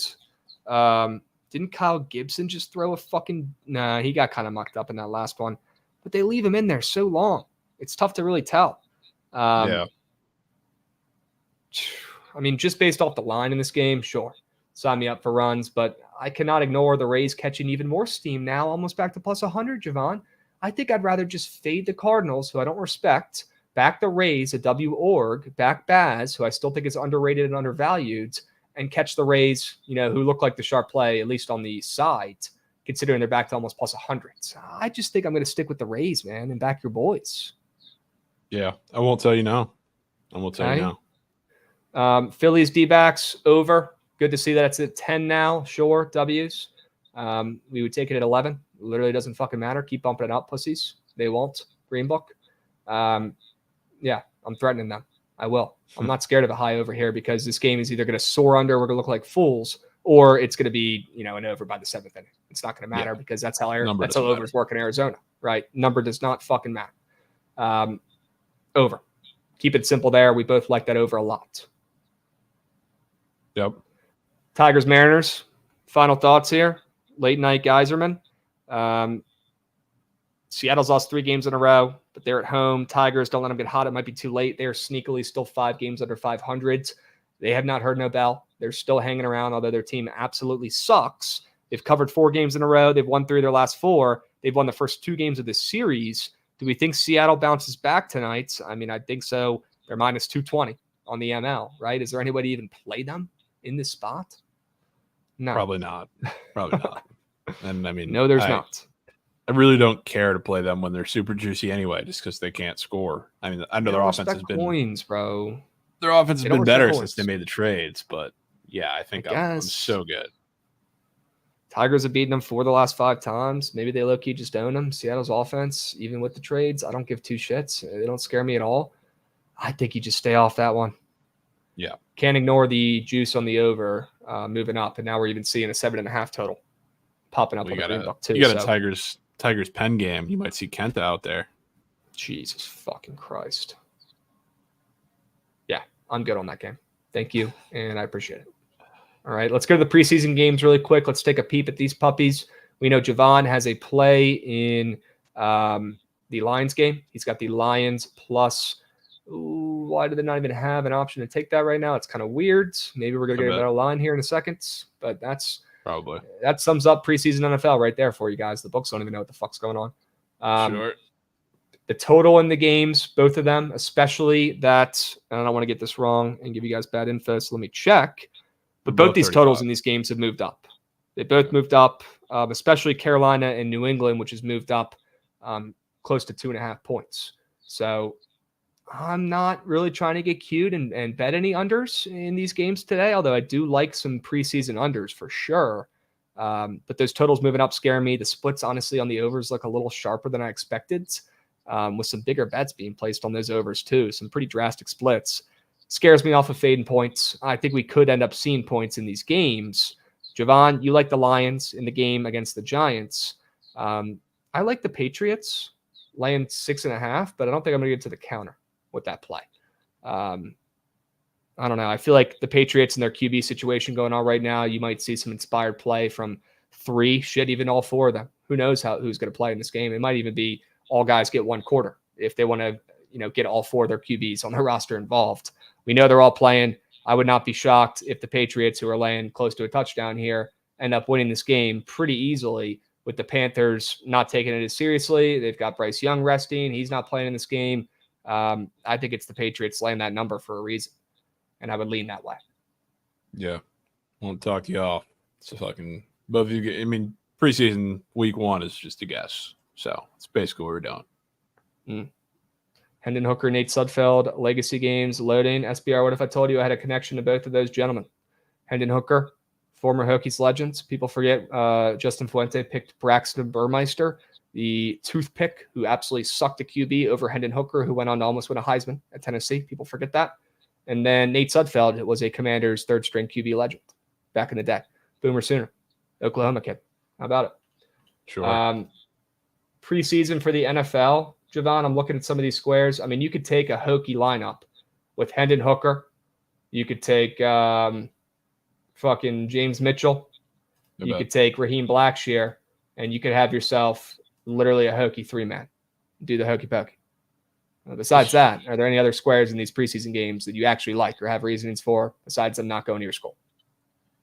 Yeah, well, I don't have any of that connection up here anyway, so that cancels out. But no, I don't really like any squares today, partially because I don't know shit, but also the weather concern kind of makes it hard. And a lot of these running backs, it's hard to figure out who's going to play for how long, so kind of off.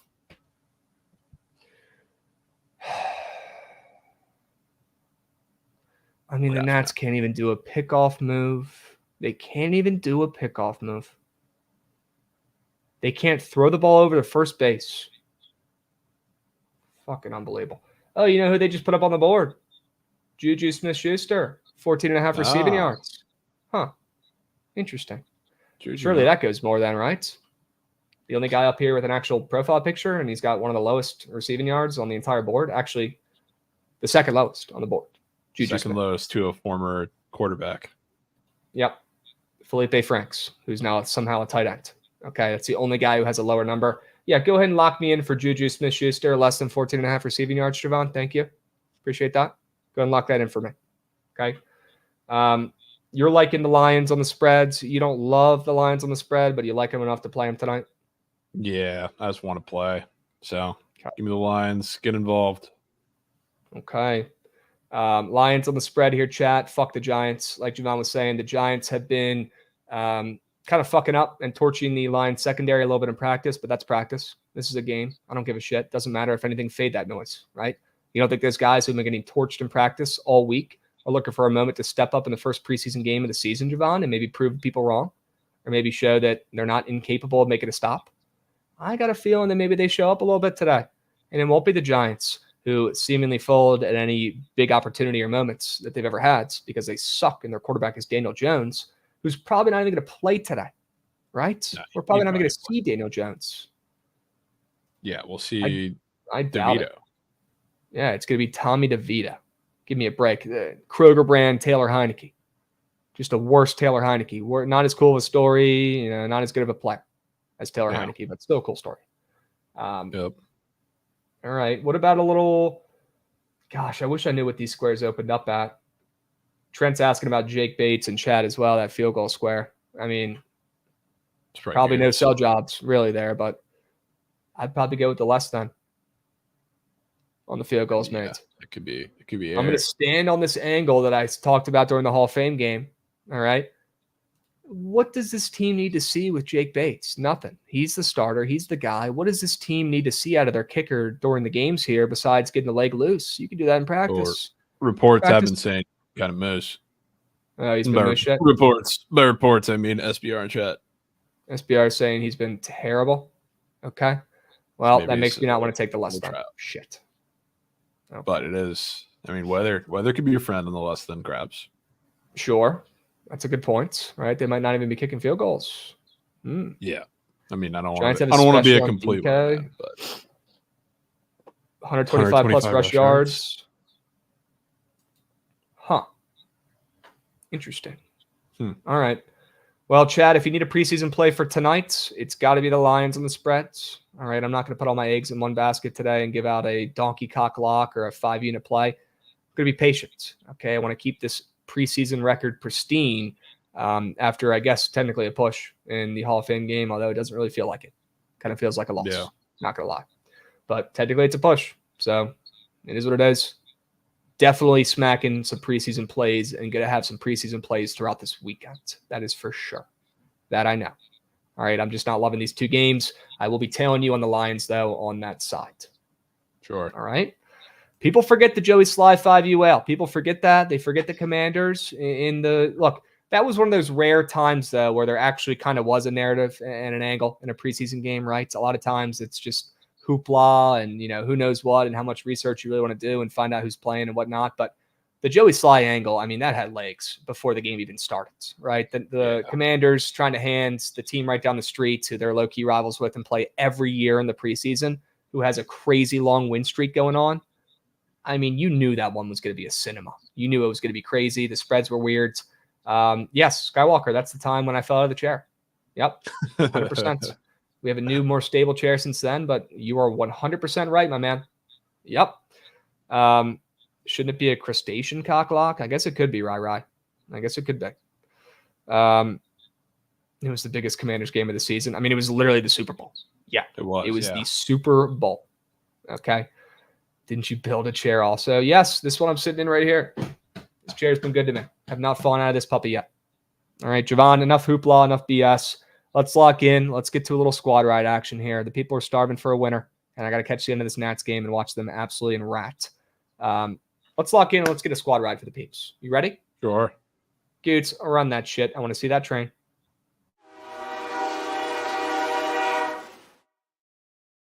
All right, chat. Lock the fuck in. Wipe those smiles off your faces. We got to lock in a winner for today.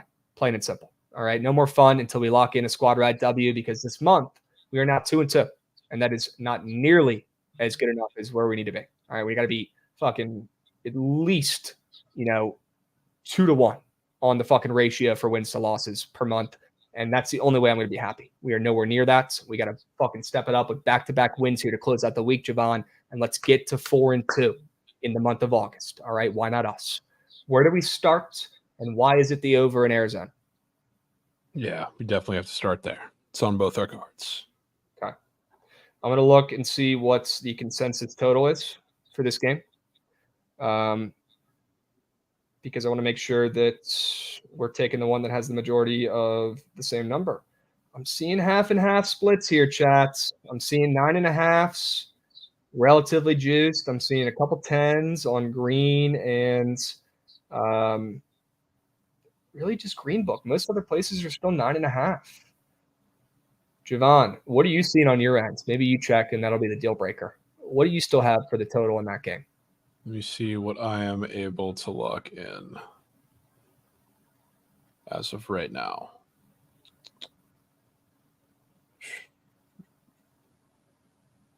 I have 9.5 minus 125 that I'm able to lock in. Okay. All right, let's go with 9.5. I'm in for that. Little Phillies in Arizona over 9.5. But like I said, chat, do not eat juice. Do not buy a half a point. It's not going to matter what fucking number you have in this game. We're either going to lose and it's going to be a 1-0 shutout, or this game is going to absolutely soar. There's not going to be an in-between. It's not going to matter. Okay? Yeah. Phillies, Arizona over 9.5.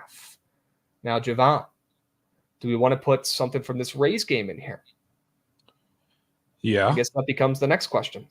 The Rays game doesn't start until it's a late game. Yeah, late game. So normal time. Oh, good. The Pirates scored in the 6th inning right after the first 5 ended. Great. Sure. Rays ML or the over? I feel like listening to you talk about that over when you saw it get bumped up to 8.5, which is now a full point higher than the opener, and seeing your eyes light up and saying, wow, this is a game involving the Rays with the total up that much, makes me lean the over in the game. That over is doing things to me, Krabs. Okay, 8.5. Yeah. All right. Well, after we talked about how the baseballs are dead and how Tommy Pham was talking about how they don't go as far, we have 2 overs so far on the Sharp Report. Yeah. So after keep that Tommy in mind. Pham talked about the baseballs being dead, watch him hit Maybe a he nuke gets today. involved. Yeah, maybe he gets involved Yeah. for the Cardinals, back on his former team. Pitt starts up at 3 p.m. Eastern, brother. You have plenty of time to lock in that LeBron and Steph Curry fate. All right, you still got 54 minutes. Plenty of time. All right. Are we putting the lines in here or what, man? Cut the shit. No, we're not putting the lines in there. Dudes. We're not putting the lines in there, Krabs. All right. Well, what else are we putting in? We got 2 overs. That's it. I know we don't have, many options today. It's slim pickings. I get it. We could get cute and put the Rays in there. We could put the over in Toronto in there. We could put the Miami and Cincy over in there as well. Those are some options that I actually don't hate at all. Miami Cincy over, Krabs. Yeah, I like that play. That I could get involved in. I like that Miami over. Got 0 ball. Maybe the W narrative, since we have all totals here and all overs, is not. I mean, it's preseason games, but MLB's got a short slate with a couple football games on for the first time in God knows how long. Got to bring out some juice baseballs. Maybe we get some runs today. Not that we didn't have them like yesterday, but maybe Manfred saw that video of Tommy Pham and said, "Shit, I got to get to fucking St. Louis, man." Yeah, he's got to ship the good ones to St. Louis real damn quick. He might be hand delivering those fuckers himself. That scumbag. Hate Manfred, the woat. Although he's putting a team in Vegas, and he doesn't care if he's tearing down a city in Cali. And me personally, as a guy who likes to go to Vegas, I don't mind that, but I get how that's fucked up. And he doesn't give 2 shits. He could not care less. He's been covering up and hiding. I don't know if you've seen all these reports coming out from these A's beat reporters, but there's been people who have come up to the ownership and said, "We will buy the fucking team from you at a great rate, or we will fund this team to have a new stadium in Oakland," and they are just sweeping it all under the rug because they know that if they put a stadium in Vegas, and they move a team there, they're going to make insurmountable amount of coins on that team, right? It's not rocket science. Come on, look at the markets, Vegas and Oakland. It's not even close. It's fucked up, but I will be very excited to go see a game there. I'm not going to lie to you. And we're probably going to have to go the first season. It's going to be sick. Sure. Come on. Rays going to Nashville next. Come on, Dead Larry Bird. Hear that? You don't need to hear that. Just signed a stadium deal. Also, I'm a little bit blown. We have not had a Madul sighting today. I think there is some sort of CFL or some sort of leagues football championship going on Thursday night tonight. Okay, I'm not kidding. There's a big game on tonight, and no Madul sighting at all. I'm a little bit upset in chat. CFL. We got the Saskatchewan Roughriders and the Ottawa Red Blacks facing off tonight in the CFL. We got the Red Blacks laying 3. And a total at 48.5. Very high total. The splits are looking good. There's Madul. There's Madul. Madul, there he is. He's in the lab right now. Madul, don't just sit there, my man. What's the play in the CFL game tonight? And also, is it the championship? Let me know what game. Definitely not the championship because I see more games on the board for tomorrow. But okay, you think it's playoffs? Maybe. Could be. I don't know. Could be. Are we getting a sweat from Krabs for the Commanders game Saturday? No, I have to go see my old Peepaw and Mima at the beach on Saturday. I gotta go give old Pa a visit. So I will not be able to do that. Guys, there'll be plenty of night sweats during football. I'll be making my return to night sweats on the daily. Okay. For every fucking game, I'll be there. We will have sweats for, over the weekends for games as well. Don't you guys worry. Okay. I gotta go see Pa. Plain and simple. All right, I got to go see him leaving after BTLs tomorrow. Staying a night and then heading back late Saturday. All right. Guys, we'll have weekend streams. We'll have football streams. We'll have plenty of football content en route. All right, give us a week. Okay. Jovan, we've got Tampa, St. Louis over 9. We've got Philly, Arizona over 9.5. Are we going to the Cincy and Miami over 8, which is pretty much consensus at this point? Making the move up from 7.5 to 8, which I love. You down to put that in there? I feel like we should. I feel like that's a big 3, Krabs. Nothing like 3 overs after we just talked about the baseballs being dead to take the edge off, huh? Yeah, maybe a little bit. Watching the Nats play makes my eyes bleed. Okay, maybe go talk to a doctor. All right, over 8 for Cincy and Miami. Goots, let's roll with this. 3 plays, 3 winners for the squad ride today. Chat, lock the fuck in. No surge stream. That's okay. We got to get Trent nice and healthy and ready to roll for the football season. All right, no surge today. Just BTL. All right, we'll be back tomorrow as well. Don't you guys worry. Get your votes in. Hurry up. Go, go, go. 3 plays, 3 winners. Quality over quantity today. Not many games anyways. We locked in 3 overs for your betting pleasures. All right, 3 overs. Philly, Arizona. Tampa, St. Louis. Cincy, Miami. 3 overs. Lock in your favorite. Hurry up. Go, go, go, go, go. Lock the fuck in. Click the right button, please. What's your favorite pair, Jovan Krabs, if it takes over in tonight's game? What? What's your favorite pair if I take the over in tonight's game? I'm assuming that means you're taking the over in this CFL game. And I'd say our favorite pair would probably be the over in Arizona, right? It's got to be. What are you liking more than that over? I like the Rays over the best. You like that Rays over more now? Okay. Okay. Yeah. Troy winning the college football playoffs plus 75 hundo, sure. I bet. Meant fave pair, my fault. Fave pair, yeah. If you take the over in tonight's game, I mean, me personally, I'd say take it with the Arizona over. Jovan would probably say take it with that Rays over because, I mean, I could tell he's very excited about it. He's falling in love with it right in front of our eyes. Very excited. Especially looking at this poll, man. Yeah, good point. I mean, those 2 games at the bottom might have 20 runs apiece. Look at. I mean, imagine thinking in your heads that the Braves can make the playoffs at this point with how bad they've They're looked. so bad, dude. Imagine having those thoughts in your head, thinking, you know what? With what I've seen out there on the field this season, you know what? I think they will make the playoffs. They are terrible.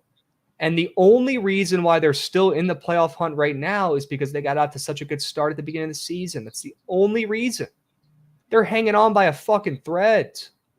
This team is terrible. They're playing like they're a sub 500 team. And honestly, at this rate, Jovan, in a couple weeks, they might be. They might be. They went from being 30 games over 500 to being barely 10 games. I think they're less than 10 games under 500 now. Crazy. Wild turn of events. Chat, and please do not forget about the under combo points for Steph Curry and LeBron today on PrizePicks. Okay, I cannot let that get swept. I know you're going to get mad. It's nothing personal. It's nothing against the U.S. I'm rooting for the U.S. to win this game. I'm just severely rooting against LeBron and Steph Curry in this game as well. And then once the championship time comes around, we'll see what happens. But for now, hope the U.S. wins, just not at the hands of LeBron and Steph, because that combo square is absurd. Absolutely absurd.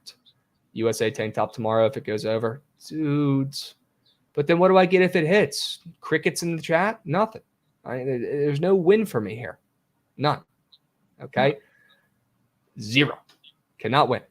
Jovan, looks like we're going to Arizona for the over. All right, which I don't mind. I know you were hoping for that Tampa over probably as well, but I think we'll see plenty of runs in Arizona tonight between the Snakes and the Phillies. All right? Sure. W's. I get a pat on the back. You know what, Panda? Sometimes that's enough. Sometimes that's enough. All right?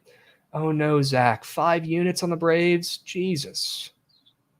Take a step back, Zach. How about you take the rest of the weekend off? Let's hit the books hard on Monday, but hit a little reset button because whatever's in your brain, Tony, locking the Braves for 5 units, we got to get those thoughts out of there. Plain and simple. Or you're going to be homeless. We got to get those thoughts out of your brain. All right? W show today, chat. We'll be back tomorrow for a BTL Friday, the best BTL episode of the week. So you guys better fucking be there early and ready to roll and craft up some winners. Okay? Squad ride tonight. The over in Arizona. We'll meet you guys at the cash counter. I believe there's a night sweats tonight for the preseason games as well. All right, guys. So we'll catch you tonight. W stream. We appreciate you guys. We'll see you tomorrow. Same time, same place. We'll be seeing. Peace, guys.